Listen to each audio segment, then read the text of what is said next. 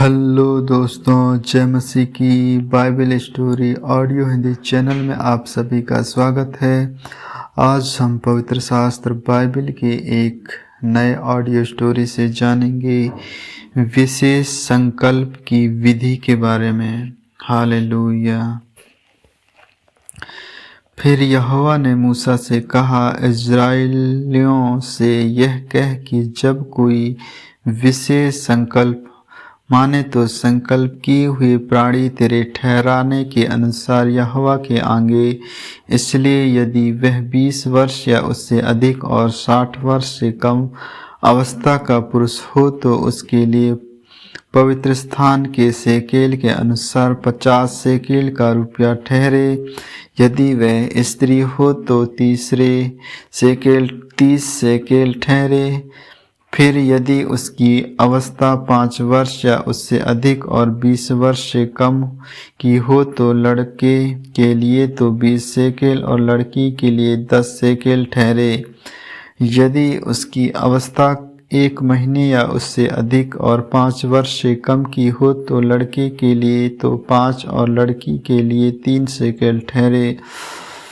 फिर यदि उसकी अवस्था 60 वर्ष की या उससे अधिक हो और उस पुरुष हो तो उसके लिए 15 सेकेल और स्त्री हो तो 10 सेकेल ठहरे। परंतु यदि कोई इतना कंगाल हो कि याजक का ठहराया हुआ दाम ना दे सके तो वह याजक के सामने खड़ा किया जाए और याजक उसकी पूंजी ठहराए, अर्थात जितना संकल्प करने वाले से हो सके याजक उसी के अनुसार ठहराए।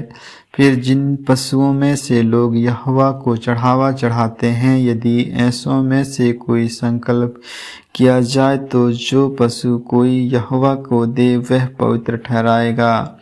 वह उसे किसी प्रकार से ना बदले, ना तो वह बुरे के बदले अच्छा और ना अच्छे के बदले बुरा दे। और यदि वह उस पशु के बदले दूसरा पशु दे तो वह और उसका बदला दोनों पवित्र ठहरेंगे। और जिन पशुओं में से लोग यहोवा के लिए चढ़ावा नहीं चढ़ाते, ऐसों से यदि वह हो तो वह उसको याजक के सामने खड़ा कर दे। तब याजक पशु के गुण अवगुण दोनों विचार कर उसका मोल ठहराए, और जितना याजक ठहराए उसका मोल उतना ही ठहरे। पर यदि संकल्प करने वाला उसे किसी प्रकार से छुड़ाना चाहे तो जो मोल याजक के ठहराया हो उसमें उसका 5वां भाग और बढ़ा कर दे। फिर यदि कोई अपना घर यहोवा के लिए पवित्र ठहरा कर संकल्प करे तो याजक उसके गुण अवगुण दोनों विचार कर उसका मोल ठहराए, और जितना याजक ठहराए उसका मोल उतना ही ठहरे। और यदि घर का पवित्र करने वाला उसे छुड़ाना चाहे तो जितना रुपया याजक ने उसका मोल ठहराए हो उसमें वह 5वां भाग और बढ़ा कर दे, तब वह घर उसी का रहेगा।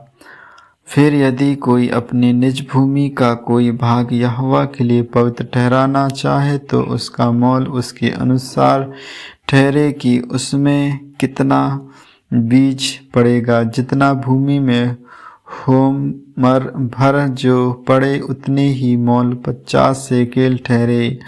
यदि वे अपना खेत जुबली के वर्ष ही में पवित्र ठहराए तो उसका दाम तेरे ठहराने के अनुसार ठहरे। और यदि वे अपना खेत जुबली के वर्ष के बाद पवित्र ठहराए तो जितने वर्ष दूसरे जुबली के वर्ष के बाकी रहे उन्हीं के अनुसार याजक उसके लिए रुपये का हिसाब करे। तब जितना हिसाब में आए उतना याजक के ठहराने से कम हो।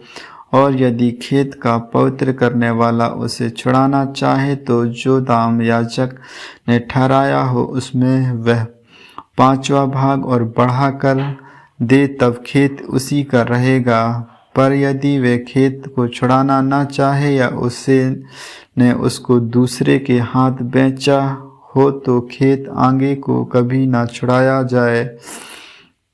परंतु जब वह खेत जुबली के वर्ष में छूटे तब पूरी रीति से अर्पण किए हुए खेत के समान यहोवा के लिए पवित्र ठहरे, अर्थात वह याजक ही की निज भूमि हो जाए। फिर यदि कोई अपना मोल लिया हुआ खेत जो उसकी निज भूमि के खेतों में का ना हो यहोवा के लिए पवित्र ठहराए, तो याजक जुबली के वर्ष तक का हिसाब करके उस मनुष्य के लिए जितना ठहराए उतना ही वह यहोवा के लिए पवित्र जानकर उसी दिन दे। जुबली के वर्ष में वह खेत उसी के अधिकार में जिससे वह मोल लिया गया हो फिर आ जाए, अर्थात जिसकी वह निज भूमि हो उसी की फिर हो जाए। जिस वस्तु का मोल याजक ठहराए उसका मोल पवित्र स्थान ही के सेकेल के हिसाब से ठहरे। सेकेल 20 गेरा का ठहरे। पर घरेलू पशुओं का पहलोटा जो पहलोटे होने का कारण यहोवा का ठहरा है, उसको कोई पवित्र ना ठहराए, चाहे वह बछड़ा हो चाहे भेड़ बकरी का बच्चा, वह यहोवा ही का है। परंतु यदि वह अशुद्ध पशु का हो तो उसका पवित्र ठहराने वाला उसको याजक के ठहराए हुए मोल के अनुसार उसका 5वां भाग और बढ़ाकर छुड़ा सकता है। और यदि वह ना छुड़ाया जाए तो याजक के ठहराए हुए मोल पर बेच दिए जाए।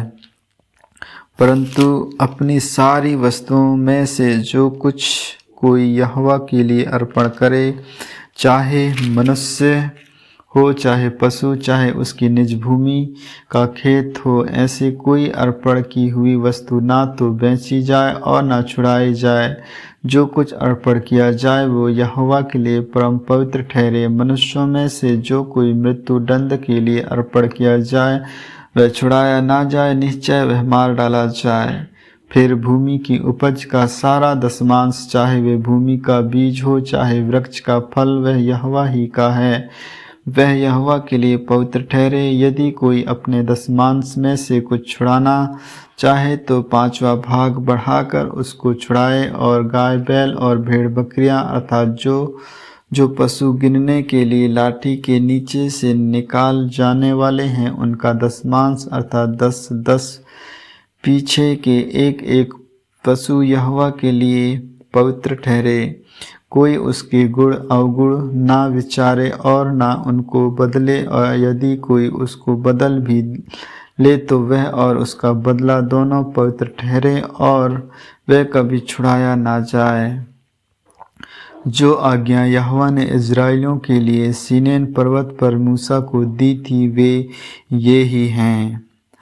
आमीन आमीन। परमेश्वर इन वचनों को सुनने के द्वारा आप सबों को आशीष दे।